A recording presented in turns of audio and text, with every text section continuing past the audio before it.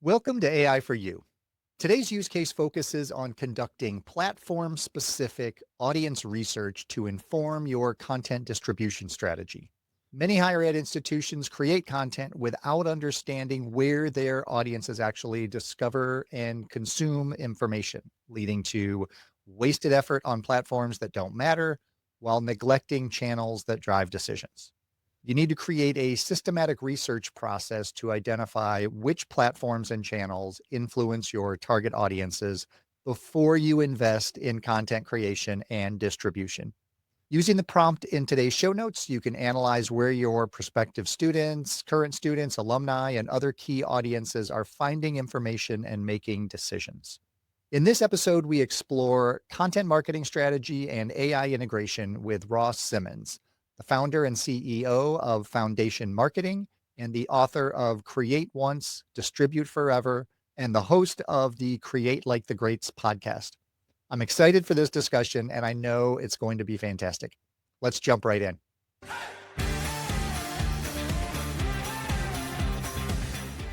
Well, Ross, thank you so much for joining us on the show today. Thanks for having me on, Brian. Super excited to be here. In higher education, most institutions don't have a problem with the amount of content that they're creating. The problems tend to be on the strategic alignment, audience focus, measurement, discoverability side of things. What tips do you have for organizations when it comes to getting the most out of the content they create? Yeah, I think that's one of the places to start is instead of getting into a habit as an organization and with your institution's culture of just let's create, create, create. I think it's important that you kind of reset and go back to fundamentals of marketing, which starts with research. Let's understand the behaviors. Let's understand our audience. Let's understand the way in which they're discovering content. And then once we have validation of certain channels, let's think about ways in which we can distribute those stories on those different channels. If we see and know from data that our audience is using YouTube to make decisions, if we see from data that our audience is using LLMs to make decisions, or if they're using Google and the AI overviews are then citing a handful of different sources, then from that research, the organization, the institution, the university, the campus needs to be intentional with creating and distributing those stories on those various platforms. So I think it starts by having the time and energy to do the research.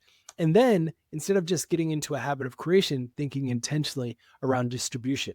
Should we be reposting these on LinkedIn? Should we be creating carousels? Should we have somebody on our team creating YouTube videos about these same stories that we're telling on our site? And maybe giving a rundown that it's live on Instagram in the story section or sharing a short on YouTube, all of those things. And again, easily a listener could be like, oh my goodness, who has time to do all of these things just from this initial conversation? And that is why the research is so important up front. You need to understand where your audience is, what is influencing them, and then start to place your bets. I don't want anyone to hear Ross and Brian have this conversation and then think, oh, I need to be on Reddit. I need to be on TikTok. I need to be on all of these different things. No, you need to start by researching your audience, understanding where they are, and then going into those platforms and channels from there. I love that. And I love the focus on intentionality because without that, without like the strategy and the data, these are just random acts of content that you're just Exactly. hoping, right? You're hoping are going to do something for Yeah, you. 100%. It's so true. Talked a little bit about LLMs. You mentioned AI. So, what was your AI journey like? Were you an early adopter or were you hesitant about jumping in? Yeah, so I would say a lot of us were early adopters and didn't know it. Like, I don't know if everyone remembers Clippy back in the day with Microsoft and the little Clippy thing that used to show up in Word docs when you didn't really want them to and you would tell them to get away. Like, that would have been the early stages of all of our experiences with AI. And it wasn't that friendly, it wasn't that great. But I would say over the last few years, I've started to adopt AI relatively quickly. Back in 2017, 18, I first started to really tinker. I had an AI assistant named Clara back in the late 2019 era that would help me schedule meetings. So Clara would be CC'd. I would introduce myself to someone, and then I'd say book time with Clara. And then Clara, which was actually just an AI, would reply to those emails and help coordinate and schedule. And a few people even said to me, Ross, who's Clara? Like, Clara is amazing. And I was like, oh, little do they know that Clara is just an AI.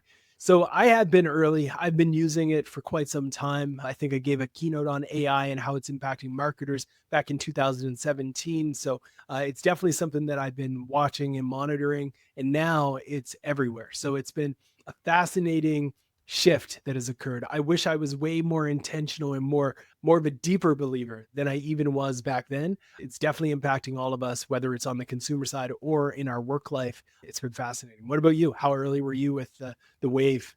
Yeah, I mean, like you said, we've all been using AI, whether we knew it or not. I mean, even like, Netflix recommendations or Amazon. I mean, the machine learning is a function of AI. But as soon as ChatGPT came out, and even before that, once Dolly started, hearing rumblings of that and Midjourney was released, I started playing around with those. But just insane how quickly the entire landscape is developing and pushing forward, and working with, different businesses and different institutions and seeing the different adoption cycles. I always go back to higher ed. And what do you think the big challenges are when it comes to higher ed institutions integrating AI into their processes? I think we're getting close to a point where it's culturally become accepted as an expectation. There was a moment in higher ed where everyone was like anti AI, like block it. No one can access it. And some institutions probably still have those rules because they're trying to prevent the students to access it. So then their marketing teams have challenges. Like that's been a big thing. So I think the biggest shift that needs to first happen with every institution is a cultural alignment and understanding that this thing is going nowhere. It's like trying to block calculators from your teams or block spell check. Like this is not something that you should do. You should fully adopt it and embrace it because it allows your teams to be more efficient, more effective. It allows them to have fewer requests for support because they can now ask an LLM, how do I fix my computer? How do I fix my inbox? How do I fix this problem on my desktop? So all of those things can get resolved now much more efficiently. So my first piece of advice is culturally establish that best practice in that alignment. I do believe it's important to look internally to see if there's any early adopters. Does anyone love AI? Has anyone been early adopting it? And if that person doesn't exist, then sometimes you have to either bring someone in from the outside, whether it's a consultant, a strategist, someone like Brian, yourself, to come in and start to look at your landscape as it relates to AI and think, okay, what do you know that we don't know? And help get visibility and clarity into the path ahead. And then as that type of training investment starts to happen and planning investment, strategy investment starts to happen, you'll start to see the needle move as it relates to productivity, efficiencies, more traffic, more visibility, more outcomes that are aligned, less headcount sometimes even. Like all of these things start to show up because of the opportunities. So my reco would be to start by having that cultural alignment on what your viewpoint is on AI. And I hope it's one that is rooted in we need to augment our teams, empower our teams, educate our teams. And then from there, find the champion who can own this initiative, train your team, grow your team, and build them to really use these tools to win. I love that. So many institutions look at AI as just another, tool, another Yeah. technology project. And I always start off by saying this is change management. You've got to build that awareness. You've got to educate people. You've got to get that alignment and support on the top and the foundation, the frontier people who are out there doing the work. And if you don't, it's not going to work. You can't No. just give everybody the tools and say, there you go, we integrated AI. Yeah, and so many teams do that. They'll just like buy the subscription for ChatGPT. They'll start to sign up for new AI tools that they're not even really familiar with, but some guru on LinkedIn told them to sign up for, so now they have it. And then you have to really have that thinking around change management within your org so it can be incorporated structurally and effectively within. So, on the content marketing side of things, where are some of the places that AI really performs well, that integrates well into the content marketing landscapes? And where are the places that it has challenges or it may not be the perfect fit?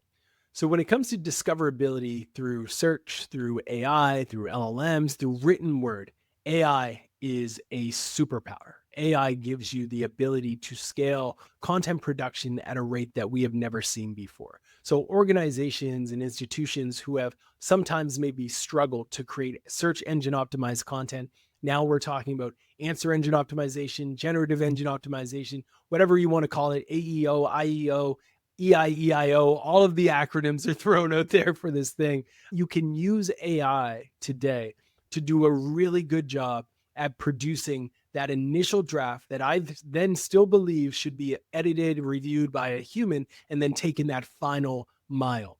But there's organizations and institutions that are generating millions and millions of visits every year on the back of AI assisted content.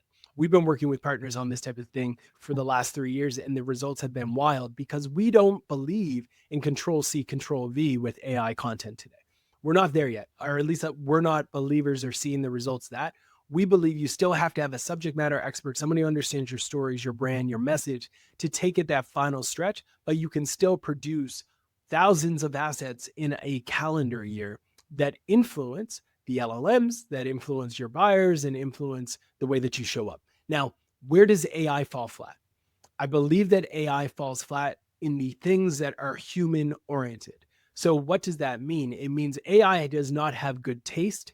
AI does not have cultural nuance. AI does not understand your brand story to the level in which a sophisticated, brand immersed, strategic human should. So that's where it fails. I would feel very uncomfortable today turning on an autopilot AI and asking it to create brand campaigns for my institution and just letting them run. I'd feel uncomfortable. However, I would be okay with an AI being in the back end managing my budget because it is very good at the IQ related tasks. The EQ, the human oriented tasks, taste, culture, understanding, craft, those things AI hasn't cracked yet. So that's where I would see the difference and where I would see like the two spectrums. On one side, the written word AI has been able to get you really, really far, much faster, lots of opportunity. The creativity is still with the human, I believe. I couldn't agree more. And, people a lot of times are worried that AI is going to take their job. And I'm like, you still need that expertise to know what questions to ask, what direction to give, what data to load in on the front end. And then on the back end, you need that expertise to be able to judge that output. Is it accurate? Is it authentic to your brand? Does it matter to your users? I think as long as you have some of that expertise and some of those human skills, those judgment skills, Yeah. I think your job is safe, at least for now. Yeah. And I think that's where people who hear this really need to double down. It's like, if you don't know the brand well, if you don't know your audience well, if you don't have the deep understanding of the students you're trying to attract, this is where you find your edge. You're not going to find your edge in being the fastest person with a Google spreadsheet anymore. You're not going to find your edge by being able to identify what a bottom of funnel keyword is. Everyone can ask an LLM that and get the answer in seconds. Everyone can upload a PDF from a report in their favorite LLM tracking tool and say, explain this to me like I'm 5. The AI will do that for them. So they have that power. What they don't have, though, is the experience and the knowledge to say, I know what our institution represents. I know this story that we told back in 1996 would probably be really relevant right now because of something that's happening in the news, right? Like those are the things that require nuance. Oh, we press publish on a journal. One of our heads of biology did a study on X, Y, and Z. So-and-so just won a Nobel Peace Prize for that. Why don't we create some content about this and how our journal led to this discovery? That's a different ballgame. But the AI can't do that.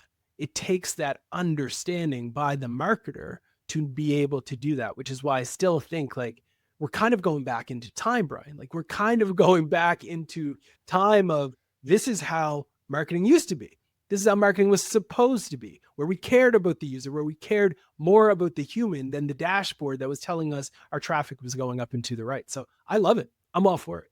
You've mentioned several times discoverability and how like the search landscape is changing, and especially for like Gen Z, Gen Yeah, Alpha it's huge. prospective students, they're finding things differently and they're using those conversational search terms in their searches now. a lot of higher ed institutions are panicking because their organic traffic is dropping, and that a lot of that top of funnel awareness traffic is just getting sucked up by those zero click search results. What can institutions start doing or start thinking about with their content, with their websites, to kind of make sure that they are setting themselves up for success within generative search? There's a few things going on in higher ed that every organization, institution needs to understand. One, when everyone logs into their Google Search Console, they're seeing a rise in impressions and a decrease or flat line of clicks. So let me give you some comfort in saying you're not alone. This is consistent across some of the top institutions in the world, all the way down to some of the smallest up and coming institutions. That is happening. But how do you respond to it? You respond to it by thinking a little bit differently around the way in which you are optimizing for discoverability. It's no longer just about your website. Yes, your website matters. Why? Because the robots, the AI, they are crawling your site and they're looking for data and information that answers and aligns with the questions that students, their stakeholders, their parents, etc., are asking an LLM to help make a decision around where they go. So what you need to be thinking is, do we have those pages? Do we have the pages on our site today that actually speak to that student journey when they're making a decision of whether or not they apply to go to your university or college? That's the question. Are they asking what's the best bachelor program for criminology on the West Coast, on the East Coast, in this state, in this city? Do you have content that targets and speaks to those various queries? And then ask yourself, do you really demonstrate on your site experience, expertise, authority, and trust? This is the concept called double EAT, which is essentially EEAT, which Google has solidified as being something that matters. What it means is your site needs to demonstrate that you have experience talking about what you're discussing. You have to have expertise, meaning you have like background. You have to have experience, meaning this isn't something that you just came up with. You have to be an authority. A lot of you have that. You're an institution, for goodness sakes. And trustworthiness, you probably already have that too.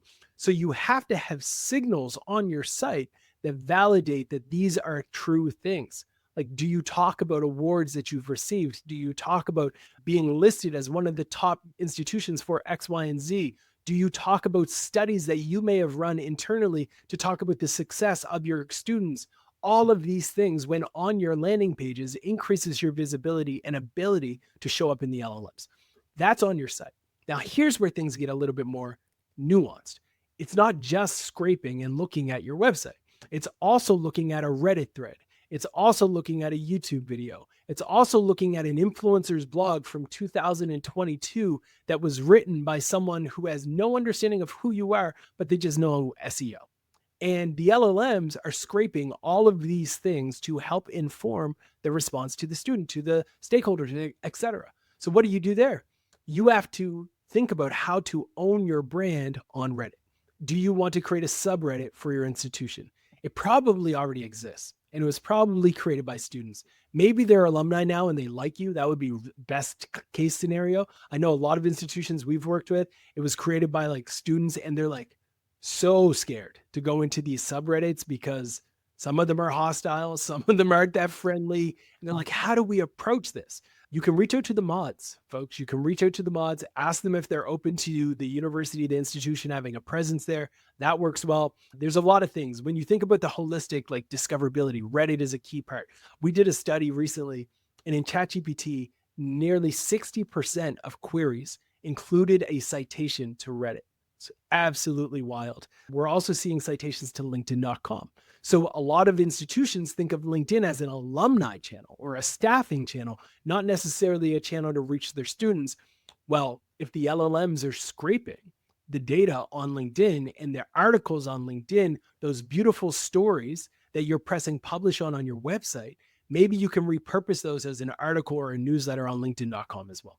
So you start to build out through multimedia assets like Reddit, YouTube, LinkedIn, etc., assets that speak to the queries that people are looking for in the LLMs, but also for those channels themselves when they're going to TikTok, when they're going to Reddit, when they're looking for these things. You're creating stories that align with their prompts and their questions. Now, the last part of this, and I know this is a long answer to a short question, but the last part would be there are websites that we all know, we kind of have a love-hate relationship with oftentimes, because they're those syndicated websites that just write lists of the top universities for this. And you kind of have to pay to play in some cases to actually be featured in the list.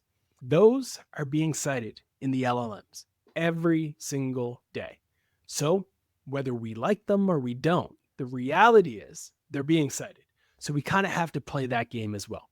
Sometimes it's partnership, sometimes it's organic and you just can outreach, but sometimes you have to pay to play, and that's not fun, but it is a part of the game. So those are the things that you should be thinking about from a discoverability lens, and just know that sometimes, again, as I mentioned early on, it starts with research. I don't think that every institution is going to play the same exact game when it comes to optimizing for discoverability. If you're targeting people who are exclusively trying to get MBAs, let's say you're in the commerce world exclusively, or you're in PhD, that's it. That's your world. You probably don't need to worry too much about TikTok. You probably don't. If you're in the undergrad game, you definitely do. You probably have a deep need to think, how are we showing up on TikTok? And I know you're breaking out into hives and you're nervous, all of those things, but like you really do need to consider those things. Yeah, it's so true. And, a lot of institutions I work with, I go in and I tell them, basically depending on your audience and who you're trying to reach, you've got to get your content everywhere. You've got to take your good content. You got to figure out how to repurpose this and get it in all the different channels. And they're like overwhelmed. They're like, oh, we can barely support the channels we have. And I say, AI is so good at repurposing and retargeting your content. It's like an unlocked superpower for figuring out how to get out into all these different places. 100%. It's so true. There's never been a better time, I don't think, to be a marketer. Like, you can do so much more, especially a small marketing team. Like, if you're a small institution, you now have at your fingertips agents that can work for you. You have an intern that is always on. You have a designer who can support you with graphics and visuals. You can do so much that you couldn't do 5 years ago. You can compete with the large institutions that blocked everybody from AI. It's an amazing time to be a marketer. Thinking about what a great time it is now, let's look forward a little bit. Where do you think this is all going to go in the next year or two? Yeah. I used to ask 3 to 5 years, but that's just way too That's long. fair. Who knows, right?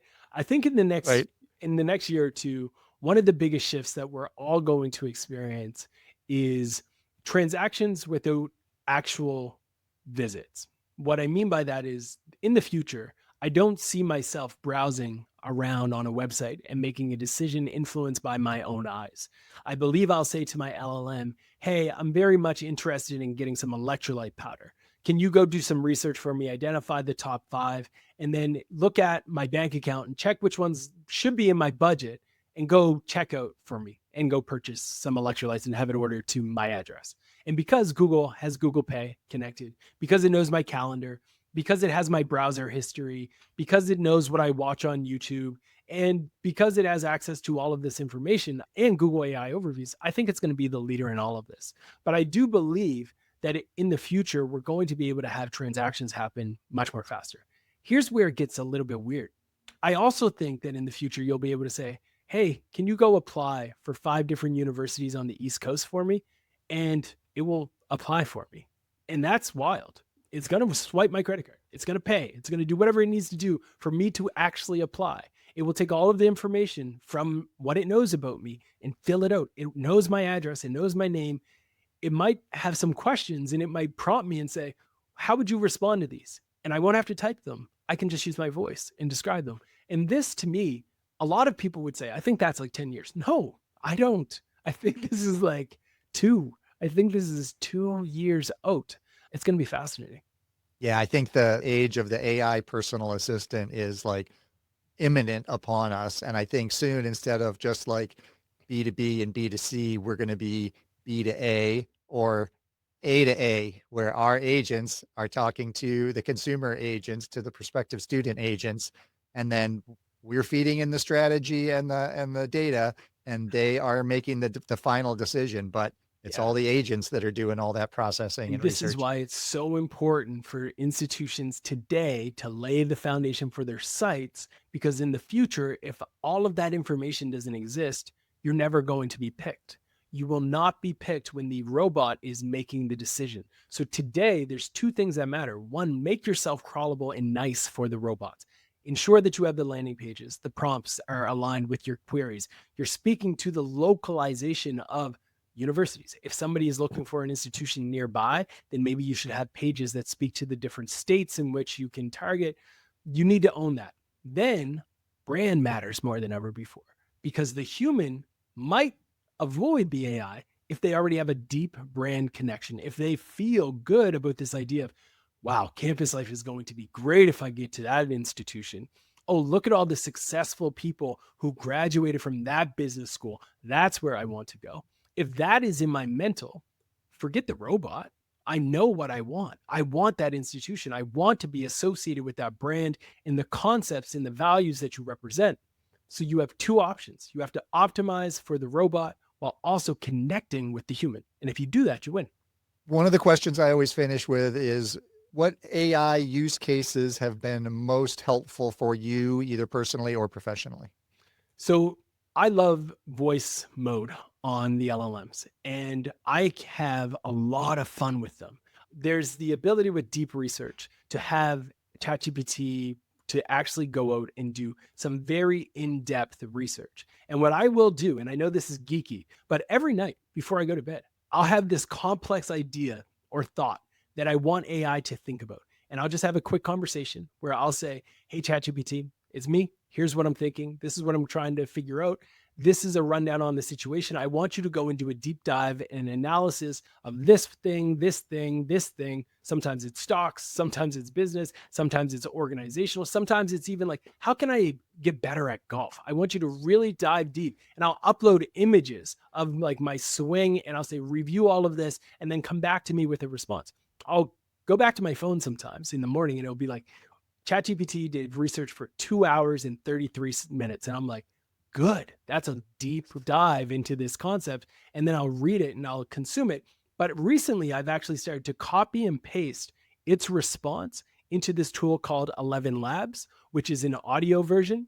And I had Burt Reynolds read it for me. And it just like, it's way better in my ears, and it just connects with me deeper. So I've been doing that a lot. And then the last one that I'll leave listeners with, I have 3 little kids, and I will get them to draw pictures, and then I'll take their photos and I'll upload them to ChatGPT, and I'll say, create a story about this character whose name is, and then I'll have my kids like give them names, blah, blah, blah, and take us on a journey that a 7-year-old and a 5-year-old will find fascinating. And it will tell us the story, and then it will draw illustrations, and then I'll print off the pictures, and they love it. So those are my 2 tips for folks around ways that I've been using AI, and it's been a blast. I love those. And especially like the personal use cases. I think once people start incorporating this into their personal lives, they're going to come up with so many different applications and ideas for use cases. And, even the form factor, you talked about the voice, it's so easy now to just talk to these tools. And Whisperflow has changed my life for talking with these different tools. I think we're going to have to start thinking about those, levers and switches when we're thinking about our content as True. well, Yeah. and making sure that we're creating our content in a way that could be leveraged for visual, audio, robot, Yeah. metaverse, whatever Exactly. is the next, Yeah. part of the horizon. So Right. And even when you think of that, right, like you can take every single blog post that any institution has ever written right now and have it transcribed and then turned into a podcast version. And they can embed that at the top of their piece so that auditory listener, somebody who wants to hear, not read, can click play and they can consume it. That's a great experience for some people. So I think we're going through, like I said, one of the best times to be a marketer. You can do so much now. Ross, I can't thank you enough for your time. I could talk to you for hours about this stuff. Likewise. If our listeners want to connect with you, what's the best way for them to do that? Yeah, I'm very easy to find on the internet. If you do a quick search for Ross Simmons, I'm sure you find me, but the easiest way would be to connect on LinkedIn. Let me know that you heard me on the podcast with Brian. I get too many requests there, but I'll definitely connect with folks. And then also, if you are interested, check out foundationinc.co. That's my agency that works with organizations around the globe. And of course, check out my book, Create Once, Distribute Forever. Awesome. Thanks so much for your time and insights, Ross. Great discussion. Likewise. Thanks for having me on, Brian. Cheers. Ross's emphasis on research before creation challenges the common higher ed approach of producing content first and worrying about distribution later. His framework, where you understand behaviors, validate channels, and then distribute intentionally, provides a roadmap for institutions that are struggling with content overload and limited resources. The insight about Reddit citations appearing in 60% of GPT responses represents a significant shift in how discovery works. Institutions that ignore platforms like Reddit because they don't fit traditional marketing playbooks risk becoming invisible in AI-powered search results. The multi-platform presence that Ross advocates isn't about being everywhere. It's about being where those citations happen. His distinction between the areas where AI excels, like scale, efficiency, data processing, and where humans remain essential, taste, cultural nuance, brand storytelling, offers crucial guidance for content teams. AI can accelerate production, but human judgment must guide the strategy, maintain brand authenticity, and provide the institutional knowledge that creates truly differentiated content. The vision of agent to agent interactions, where AI assistants apply to universities for students, might sound futuristic, but his 2-year timeline deserves serious consideration. Institutions that optimize now for crawlability, create comprehensive landing pages addressing student queries, and build strong brands that transcend these algorithmic recommendations will be better positioned for this shift. Ross's point about building cultural alignment before deploying tools echoes a consistent theme throughout this podcast. AI adoption is change management, not just technology implementation. The institutions that thrive won't necessarily be those with the most sophisticated tools, but those that successfully align teams around using AI to augment human capabilities. The reminder that we're going back to how marketing used to be suggests that AI's greatest contribution may be freeing marketers from tactical execution so that we can focus on strategic, human-centered work that has always mattered most. Please reach out to me with unique ways that you're integrating AI into your professional and personal lives. And as always, blue skies and keep creating.